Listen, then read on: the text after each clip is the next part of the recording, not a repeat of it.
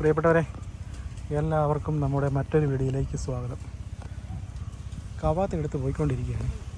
അപ്പോൾ കവാത്തെടുത്ത് പോയിക്കൊണ്ടിരിക്കുകയാണ്. നമുക്കിപ്പം നിലവിൽ കാലാവസ്ഥ നമുക്ക് സീസൺസ് മഴക്കാലം കൂടുതൽ സമയം കിട്ടിയതുകൊണ്ട് നമുക്കിങ്ങനെ ശരങ്ങളെല്ലാം ഇങ്ങനെ തള്ളി വന്ന് നിൽക്കുന്ന സമയം കണ്ടോ.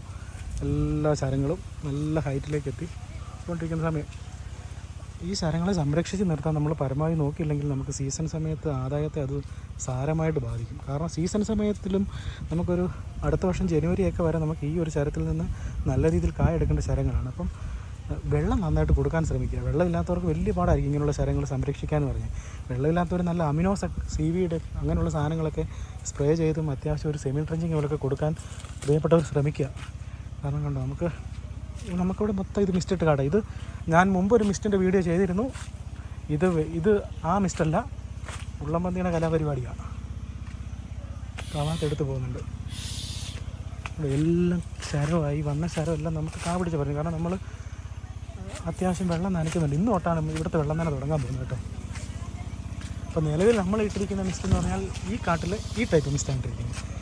അക്കോട്ടക്കിൻ്റെ ഇത് ചിലപ്പോൾ എനിക്ക് തോന്നുന്നു പൂവിന് 15 രൂപ അടുത്ത് വിലയുണ്ട്. സ്റ്റിക്കിന് ഇതിന് ജോയിൻറ്റിന് കഴിഞ്ഞ വർഷം 275 ഇക്കൊല്ലം 85 രൂപ 10 രൂപ കൊണ്ട് വർദ്ധിച്ചിട്ടുണ്ട്. അപ്പോൾ ഈ ലാട്രോസിന് മീറ്ററിന് 300 മീറ്ററിനെങ്ങാണ്ട് മീറ്ററിന് 10 രൂപ എങ്ങാണ്ടാന്ന് തോന്നുന്നു. 10-12 എങ്ങാണ്ട്. എന്നാണേലും ഒരേക്കർ നമുക്ക് ഈ മിസ്റ്റ് നമുക്ക് ഇട്ടിരിക്കുന്നുണ്ട്. 2ൻ്റെ HDP പൈപ്പാണ് നമുക്ക് ഇട്ടിരിക്കുന്നത് കേട്ടോ. മോട്ടറുണ്ട് നമുക്ക്. അപ്പം എന്നാണേലും ഒരേക്കർ ചിലവ് നമ്മൾ നോക്കിക്കഴിഞ്ഞാൽ നമുക്ക് ഉറപ്പായിട്ട് ഒരു 50,000 രൂപ പണിക്കൂലി കൂട്ടി എന്തായാലും മിസ്റ്റ് ഇടുമ്പോൾ ചിലവുണ്ട്. അത് നിങ്ങൾ ശ്രദ്ധിച്ചോളുക. പക്ഷേ 50 രൂപ മുടക്കി നോക്കണ്ട. 50 രൂപ മുടക്കി നമുക്ക് അതിനുള്ള ലാഭം തീർച്ചയായിട്ടും എടുക്കാൻ പറ്റും. ഒരു റൗണ്ട് കായ നമുക്ക് നന്നായിട്ട് എടുക്കാൻ പറ്റും. ഒരു റൗണ്ട് കായ എടുത്താൽ മതി. നമുക്ക് അത്യാവശ്യം നമ്മുടെ കാര്യങ്ങളൊക്കെ ഓടിപ്പോവുകയും ചെയ്യും. ഇന്നത്തെ വിലയ്ക്ക് നമുക്ക് മിസ്റ്റിട്ട് എടുക്കാം. എൻ്റെ വ്യക്തിപരമായ അഭിപ്രായത്തിൽ വെള്ളക്കുറവുള്ള ആൾക്കാരും അത്യാവശ്യം ഡെയിലി നനയ്ക്കാൻ സൗകര്യമുള്ള ചെറിയ കാടുകാരൊക്കെ ഈ മിസ്റ്റ് ഇടരുത്. മണ്ടത്തരമാണ്. കാരണം 205 ലിറ്റർ കണ്ടാണെന്ന് തോന്നുന്നു ഇതിനകത്ത് 1 മണിക്കൂർ ഡിസ്പാച്ച് ആയി പോകുന്നത്. ഇതിനകത്ത് എഴുതിയിട്ടുണ്ട് കണ്ടോ. അക്വ 206 ലിറ്ററാണ് അത് പോകുന്നത്. അപ്പോൾ അത്രയും വെള്ളമൊന്നും നമുക്ക് ചെടിക്ക് ആവശ്യമില്ല. ഒരു ചെടിക്ക് ഒരു ദിവസം ഒരു മാക്സിമം പോയി കഴിഞ്ഞാൽ 8 to 10 ലിറ്റർ. ഒരാഴ്ച നമുക്ക് വേണ്ട ലിറ്റർ എന്ന് പറഞ്ഞാൽ 70 ലിറ്റർ മതി. അപ്പോൾ അതൊരു ഡെയിലി ഒരു 10 മിനിറ്റ് വെച്ച് റൊട്ടേറ്റ് ചെയ്ത് ഇട്ട് വിടാൻ ശ്രമിക്കുകയാണെങ്കിൽ ഒറ്റ കാവില്ല, നമുക്ക് എല്ലാ കായും പിടിക്കും. പിന്നെ രാവിലെ ഒരു 10 മിനിറ്റ് വൈകിട്ടൊരു 10 മിനിറ്റ് ഓടിച്ചിടുവാണെങ്കിൽ സൂപ്പറായിരിക്കും. നന്നായിട്ട് കായും പിടിക്കും. നല്ല ചെടി നല്ലതായിട്ട് ഗ്രോത്തും കാണിക്കും. നമുക്ക് സീസൺ തുടക്കത്തിൽ തന്നെ നല്ലൊരു കായ എടുക്കാം. എനിക്ക് ഇവിടെ ഒരു വെറൈറ്റി ചെടിയുണ്ട് കേട്ടോ. നല്ല ഞങ്ങളിതിനെ ഒന്ന് കിളച്ചൊരുക്കി നമുക്ക് എടുക്കാമെന്ന് പറഞ്ഞിരിക്കുക. കായയുടെ വലുപ്പമൊക്കെ കണ്ടോ.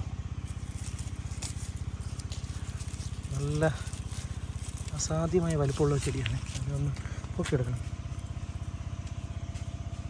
നയൻ എബോയ്ക്ക് മേളിൽ നിൽക്കുന്ന ചെടികൾ. അപ്പോൾ പ്രിയപ്പെട്ടവരെ, ഇതൊക്കെ നല്ലതായിട്ട് കായ എടുത്ത് പോയ ചെടികളൊക്കെ ഒന്ന് കിളക്കണമെന്ന് പറഞ്ഞിരിക്കുകയാണ് ഇതും.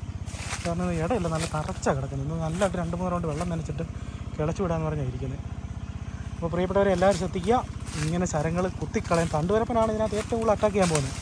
അപ്പം ഈ ഒരു ശരത്തിനകത്ത് നമ്മൾ തണ്ടുവരപ്പൻ എങ്ങാനും ഞുറുങ്ങി പോയി കഴിഞ്ഞാൽ ഇതിൻ്റെ വളർച്ച മൊത്തം പോവുകയാണ്. അത് ശരം സുഖമായിട്ട് നല്ല ഫുഡ് നല്ലതായിട്ട് ഒരു വളം കൊടുക്കുക, ഒരു വെള്ളം കൊടുക്കുകയാണെങ്കിൽ നന്നായിട്ടൊരു വളം കലക്കി ഒഴിച്ചു വേണം.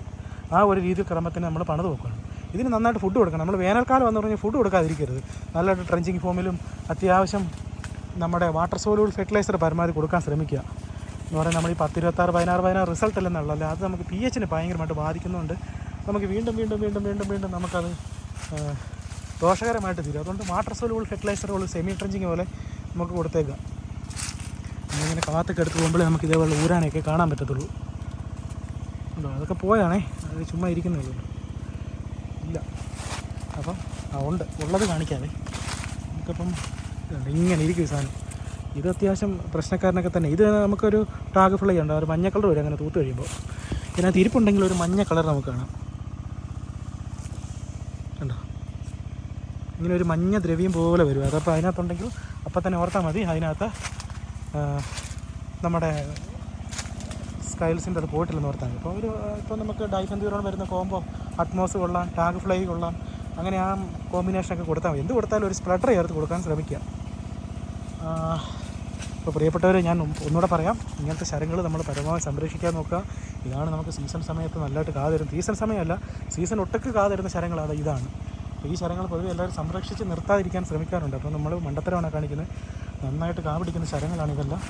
നമ്മൾ പരമാവധി അതിനെ ഉള്ള വെള്ളം കൊണ്ട്, അല്ലെങ്കിൽ അമിനോസ്, സീവീഡ്, കൾവിക്ക് അങ്ങനെയുള്ള ഓർഗാനിക് സബ്സ്റ്റൻസ് ഒക്കെ കൊടുത്ത് നന്നായിട്ട് നിർത്താൻ ശ്രമിക്കുക. പിന്നെ എനിക്കൊരു കാര്യം പറയാനുള്ളത്, നമ്മളിങ്ങനെ മൾച്ചിങ് ഇടുന്നതിനകത്ത് ഇഷ്ടംപോലെ രോഗാണുക്കളാണ്. അപ്പം മഴ പെയ്യുന്നതിന് മുമ്പ് നല്ലതായിട്ട് എന്തെങ്കിലും ഒരു കുമ്മായപ്രയൊക്കെ നടത്തിക്കണം. എല്ലാവരും പറയാറുണ്ട് ഇതിങ്ങനെ കിടന്ന നല്ല കമ്പോസ്റ്റാണെന്ന് പറയും. പക്ഷേ നമ്മൾ ഏലച്ചെടിയിൽ നിന്നുള്ള എല്ലാ ഫംഗസുകളും ഈ ഒരു തട്ടകളിലുണ്ട്. ഈ ഒരു ഏലത്തിൻ്റെ വേസ്റ്റ് എടുത്ത് നമ്മൾ കച്ചി എടുത്തിടുന്നതിനകത്ത് എല്ലാ ഫംഗസും ഇതിനകത്തുണ്ട്. അപ്പം ഇതിന് ഒരു അനുകൂലമായ സാഹചര്യത്തിൽ വെള്ളം നനഞ്ഞ് വരുമ്പോൾ അത് വീണ്ടും മണ്ണിലേക്ക് ഇറങ്ങി വീണ്ടും നമ്മുടെ ചെടികളിലേക്ക് കയറി പറ്റും.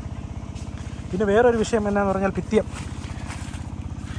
ഉണ്ടോ. അതിൻ്റെ ചുമല റെഡിഷ് കളർ വന്നിരിക്കുന്നുണ്ട്. അത് പിത്തിയാണ്. അത് നമ്മളിപ്പോൾ ഈ ഒരു വർഷം വ്യാപകമായിട്ട് പിത്തിയത്തിൻ്റെ ഒരു പ്രശ്നം പല തോട്ടത്തിലും കണ്ടുവരുന്നുണ്ട്. അപ്പോൾ അതിന് നമ്മൾ പിത്തിയത്തിനുള്ള മരുന്ന് കൊടുക്കാൻ നേരത്ത് ഞാൻ പറയുവാണ്, അത് നമ്മൾ സാധാരണ സോയിൽ ട്രെഞ്ചിങ് ആണ് കൊടുക്കുന്നത്. ഇവിടെ ഒഴിച്ചു കൊടുക്കും. പക്ഷേ അത് പറ്റിപ്പോകുന്നതെന്നു പറഞ്ഞാൽ ആ റൂട്ട് സോണിൽ വസിക്കുന്ന സാധനങ്ങൾ എന്നാന്ന് പറയാം, മണ്ണിൻ്റെ എഫക്റ്റ് അല്ല മരുന്നിൻ്റെ എഫക്റ്റ് കുറവ്. കാരണം അത് ഒഴിച്ചു വിട്ട് കഴിയുമ്പോൾ ചെറിയൊരു എഫക്റ്റൊക്കെ നമുക്ക് അതിനോട്ട് അകത്തോട്ട് ഉള്ളിലേക്ക് ഒരു സിസ്റ്റമിക് ആക്ഷൻ കിട്ടിക്കഴിയുമ്പോൾ അത് മേളിലേക്ക് കയറും. കാരണം മേളിലേക്ക് കയറി അതിന് അധിവസിക്കാൻ പറ്റുന്ന ഇലകളുടെ അടികളിലൊക്കെ പോയി അധിവസിച്ച് വീണ്ടും അതിന് അനുകൂലമായ സാഹചര്യം വരുമ്പോൾ വീണ്ടും അത് താഴോട്ടെത്തും. അപ്പോൾ പ്രിയപ്പെട്ടവർ ശ്രദ്ധിക്കുക, നമ്മളൊരു ഫംഗിസൈഡ് കൊടുക്കുമ്പോൾ, തട്ടമറിച്ചിലുള്ള മരുന്ന് കൊടുക്കുമ്പോൾ കുളിപ്പിച്ച് ഇലയെല്ലാം കുളിപ്പിച്ചടിക്കാൻ നോക്കുക. അടുപ്പിച്ച് 2 റൗണ്ട് 10 ദിവസത്തിനുള്ളിൽ 2 തവണയായിട്ട് കൊടുക്കുക. ഗ്യാപ്പിടാതെ 2 തവണ കൊടുത്താൽ അത് കംപ്ലീറ്റ് നമുക്ക് മാറ്റിയെടുക്കാൻ പറ്റും. പിന്നെ ബയോസ് കൊടുക്കാൻ പരമാവധി ശ്രമിക്കുക. ബയോസ് എന്ന് പറയുന്നത് നമ്മുടെ ട്രൈക്കോട്ടർമ അങ്ങനെയുള്ള മിത്ര ജീവാണുക്കൾ നന്നായിട്ടൊരു 3-4 റൗണ്ട് ട്രെഞ്ചിങ് പോയി കഴിഞ്ഞാൽ ഒത്തിരി മാറ്റമാകും. പിന്നെ വേനലാന്ന് പറഞ്ഞ് മിത്ര ജീവാണുക്കളൊക്കെ കൊടുക്കാതിരിക്കരുത്, എല്ലാവരും നന്നായിട്ട് കൊടുക്കുക. പിന്നെ ഞാൻ ഈ ഇലകരിച്ചിലിൻ്റെ കാര്യം ഒരു വീഡിയോ ചെയ്ത കാർഡാണിത്. കണ്ടോ, ഇവിടെ ഒരൊറ്റ ഇല പോലും കരിച്ചിട്ടുണ്ടോ എന്ന് നോക്കിയേ. ഓപ്പോസിറ്റ് സൈഡ് ഞാൻ കാണിക്കണമെങ്കിൽ പൊപ്പടിച്ച് പോയ ഭാഗം ഇത് നോക്കിയാൽ കണ്ടോ. ഈ ഭാഗമെല്ലാം ഇങ്ങനെ ഇല പുള്ളിപ്പോട്ടുണ്ട്. പക്ഷേ നേരെ താഴോട്ട് നോക്കിയേ, നേരെ ഓപ്പോസിറ്റ് സൈഡ്. ഞാനത് അന്ന് പറഞ്ഞ് വിശ്വസിച്ചില്ല. ഇവിടെ കൊപ്പടിച്ച് ഷെയ്ഡ് റെഗുലേറ്റ് ചെയ്തിട്ടില്ല. ഷെയ്ഡ് റെഗുലേറ്റ് ചെയ്യാത്തതുകൊണ്ട് എന്തായി, ഇവിടെ ഒരു കുഴപ്പമില്ല, ഇവിടെ അങ്ങനെ വലിയ ഇലകരിച്ചിലൊന്നുമില്ല. പക്ഷേ ഷെയ്ഡ് നന്നായിട്ട് റെഗുലേറ്റ് ചെയ്ത് താമസിച്ച് പോയതുകൊണ്ട് എന്തായി, അവിടെ എല്ലാം നന്നായിട്ട് ഇല കരിയാനും തുടങ്ങി. അപ്പം പ്രിയപ്പെട്ട കർഷക സുഹൃത്തുക്കളെ, വീണ്ടും നമുക്ക് മറ്റൊരു വീഡിയോ ആയിട്ട് കാണാം. നന്ദി, നമസ്കാരം. ഞങ്ങളുടെ ശശിയേട്ടനാണ് ഞങ്ങളുടെ സൂപ്പർവൈസർ കേട്ടോ, ഭയങ്കര കവാത്ത. അപ്പം വീണ്ടും കാണാം.